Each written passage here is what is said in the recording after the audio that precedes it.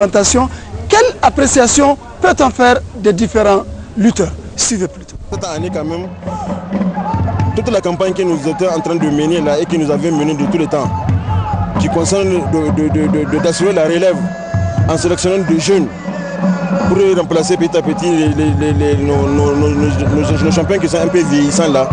Vraiment cette année, selon le constat de tout le monde, toutes les régions ont amené 80% de jeunes.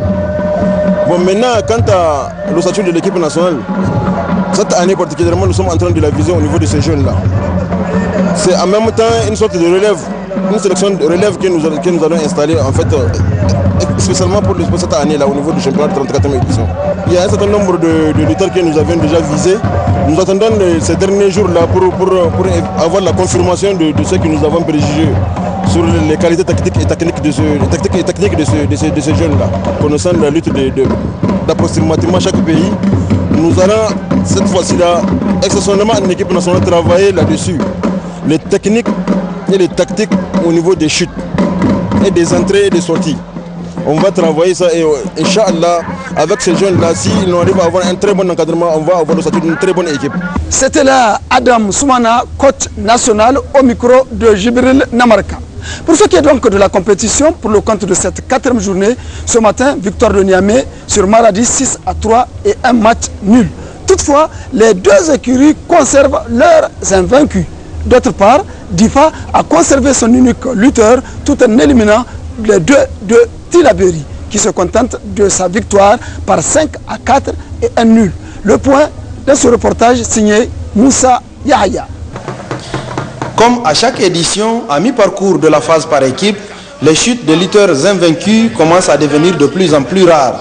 Maradi-Niamey, première rencontre de la 4e journée de ce mardi, mettait en lice 5 invaincus à raison de 2 à Maradi et 3 à Niamey et aucun n'a été inquiété.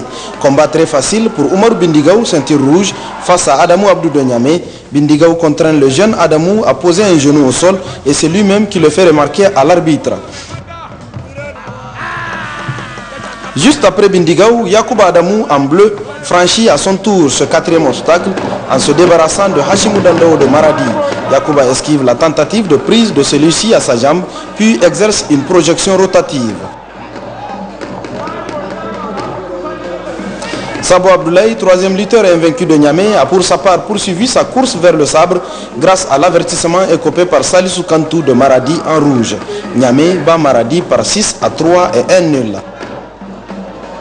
La deuxième rencontre entre Tillabéri en rouge et Difa en bleu, elle n'a pas été aussi aisée que la première pour les invaincus, notamment ceux de Tillabéri. Le premier, Saleh Daouda en rouge, a été éliminé par Harouna Moussa de Difa en bleu, qui fait une pénétration risquée complètement accroupie avant de le jeter en arrière. L'autre, Abdelkader Adamou, toujours en rouge, lui a eu le malheur de tirer l'invaincu de Difa, Kabirou Maïankwa, en bleu. Par le crochet de sa jambe démesurée, Abdelkader empêche à Maïankwa d'achever une première prise, mais à la seconde, Maïankwa l'enfourche et ne lui donne pas le temps de réaction.